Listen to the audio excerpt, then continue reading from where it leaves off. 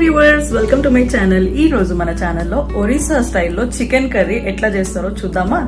So దానికోసం ముందుగా cut చేసుకోవాల్సింది ఏంటంటే ఆలు. సో ఇక్కడ ఒరిస్సాలో చికెన్ కర్రీలో ఆలుగడ్డ వేసి చేస్తారు. సో ఆలుని ఎట్లా కట్ చేయాలో మనం ఆలుగడ్డల్ని ఇట్లా పెద్ద ముక్కలుగా కట్ చేసుకుంటే స్టవ్ పైన ఒక కడాయిని వేడి చేసుకోవాలి. కడాయి వేడైన తర్వాత దాంట్లోకి కావాల్సినంత నూనె పోసుకోవాలి. ఆలుగడ్డ ఫ్రై చేద్దాం మనం ఫస్ట్. సో దానికోసం కొంచెం ఆయిల్ వేసుకొని ఆలుగడ్డల్ని ఫ్రై కడాయి వేడైపోయింది. దీంట్లోకి కొద్దిగా నూనె పోసుకుందాం. నేను ఒక చిన్న కప్ ఆయిల్ వేసుకుంటాం. ఈ వేడైన ఆయిల్లోకి ఆలుగడ్డలు వేసేసుకుందాం. ఆలుగడ్డలు వేసిన వెంటనే మనం కొద్దిగా ఇందులో సాల్ట్ యాడ్ చేసుకోవాలి. సో ఒక half table spoon salt add చేసుకుంటున్నాం. మీరు ఆలుగడ్డలకి తగ్గట్టుగా కొంచెం సాల్ట్ వేస్తే కొద్దిగా షుగర్, కొద్దిగా అంటే కొద్దిగానే వేసుకోవాలి. ఇది ఎందుకంటే ఆలు కలర్ మారడానికి, కలర్ ఇట్లా కొంచెం రెడ్డిష్ బ్రౌన్ అవ్వడం కోసం షుగర్ వేస్తాం అనమాట. సో ఇప్పుడు ఒకసారి కలిపేసుకొని వీటిని ఫ్రై చేసుకోవాలి.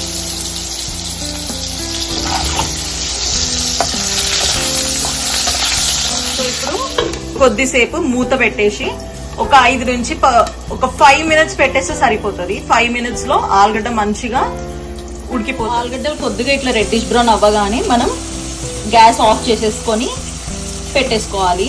నేను కర్రీ కుక్కర్లో చేస్తున్నాను కాబట్టి నేను ఎక్కువ ఉడికించట్లేదు ఆలుగడ్డల్ని. కానీ మీరు కర్రీ కుక్కర్లో చేయకపోతే ఆలుగడ్డల్ని ఒక 50% ఉడికించేంత వరకు ఫ్రై చేసుకొని స్టవ్ ఆఫ్ చేయాలి. చికెన్ కర్రీ స్టార్ట్ చేసేద్దాం. దానికోసం స్టవ్ పైన కడాయిని వేడి చేసుకోవాలి. కడాయి వేడైన తర్వాత అందులోకి కావాల్సినంత నూనె వేసుకోవాలి. ఆయిల్ వేడైన తర్వాత హోల్ గరం మసాలా వేసుకోవాలి. తేజ్ పత్తా, 4 ఇలాచీలు, 4 లవంగాలు, దాల్చిన చెక్క, 4 మిరియాలు, ఇవన్నిటిని నూనెలో వేసుకోవాలి. వేసేసిన తర్వాత వెంటనే ఆనియన్స్ వేసేసుకోవాలి. ఆనియన్స్ మాడకుండా ఒక 2 నిమిషాలు ఫ్రై చేసేయాలి. కలుపుకొని కొంచెం పచ్చిమిర్చి వేసుకున్నాం. కొద్దిగా గోల్డెన్ బ్రౌన్ అవ్వగానే చికెన్ వేసేసుకోవాలి. చికెన్ వేసిన వెంటనే ఒక హాఫ్ టేబుల్ స్పూన్ పసుపు వేసుకొని ఒక 1 టేబుల్ స్పూన్ నేను చికెన్కి సరిపోయినంత ఉప్పు వేసేస్తున్నాను ఇప్పుడే. సో ఉప్పు పసుపు 2 వేసేసి మంచిగా మిక్స్ చేసి ఉడుకుతుంది కదా, దీంట్లోకి ఒక 1 ఫుల్ టేబుల్ స్పూన్ అంతా అల్లం వెల్లుల్లి పేస్ట్ వేసేసి కలిపేసి, అల్లం వెల్లుల్లి పేస్ట్ వేసి కలిపేసిన తర్వాత ఒక 5 నిమిషాలు ఉడకనివ్వాలి చికెన్ని. తర్వాత కారం వేసుకోవాలి సరిపోయినంత. నేను 2 ఫుల్ టేబుల్ స్పూన్స్ కారం వేస్తున్నా, ఎందుకంటే నాకు ఇక్కడ ½ కేజీ చికెన్ వరకు ఉంది. సో నేను దీనికి 2 టేబుల్ స్పూన్స్ ఫుల్గా కారం వేసి కలిపేసిన వెంటనే టమాటాలు కూడా వేసేసుకోవాలి. ఇందులోకి కొంచెం కరివేపాకు పుదీనా కూడా వేసుకొని ఒకసారి కలిపేసుకోవాలి. ఇప్పుడు చికెన్లోకి సరిపోయినంత వాటర్ వేసేసుకొని కుక్కర్ మూత పెట్టేసుకొని ఒక 2 విజిల్స్, కొన్ని కుక్కర్స్కి అయితే 1 విజిల్కే సరిపోతుంది. సో 1 or 2 విజిల్స్ పెట్టేసి కుక్కర్ మూత క్లోజ్ చేసి 1 or 2 విజిల్స్ వచ్చేంత వరకు కుక్ చేసుకోవాలి. మనం ఫ్రై చేసుకున్న ఆలుగడ్డలు ఉన్నాయి కదా, అవి కూడా ఇప్పుడే వేసేసుకోవాలి.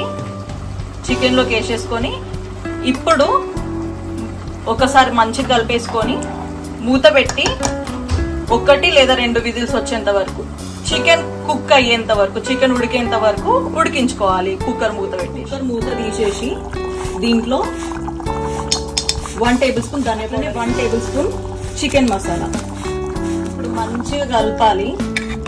2 నిమిషాలు కలిపి ఒక 2 నిమిషాలు ఫ్రై చేసి గ్రేవీ అదంతా సరిపోయిందా లేదా చూసేసుకొని దించే ముందు కొత్తిమీర వేసేసుకోండి. దించేసుకుంటే Orissa style chicken curry ready అయిపోతుంది. కొత్తిమీర వేసేసుకుంటే మన చికెన్ కర్రీ రెడీ అయిపోతుంది. సో కొత్తిమీర వేసి 2 నిమిషాలు ఇట్లా కలిపి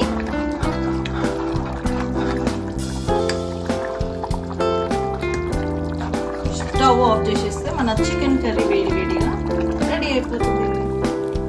చూసేసినాం కదా ఇప్పుడు ఒరిస్సా స్టైల్లో చికెన్ కర్రీ ఎట్లా చేయాలో. సో ఇప్పుడు ఈ చికెన్ కర్రీని మనం ప్లేటింగ్ చేసుకుందాం. సో నేను చికెన్ కర్రీని మొత్తం ఒక బౌల్లోకి ట్రాన్స్ఫర్ చేసుకొని అవకాడో రోటీతో తిన్నాను. అండ్ కాంబినేషన్ చాలా బాగుండే. మీరు కూడా ట్రై చేసి కామెంట్స్లో చెప్పండి మీకు ఎట్లా కుదిరిందో. అండ్ వీడియో నచ్చితే like, share and subscribe. Until then, bye bye. See you in my next video.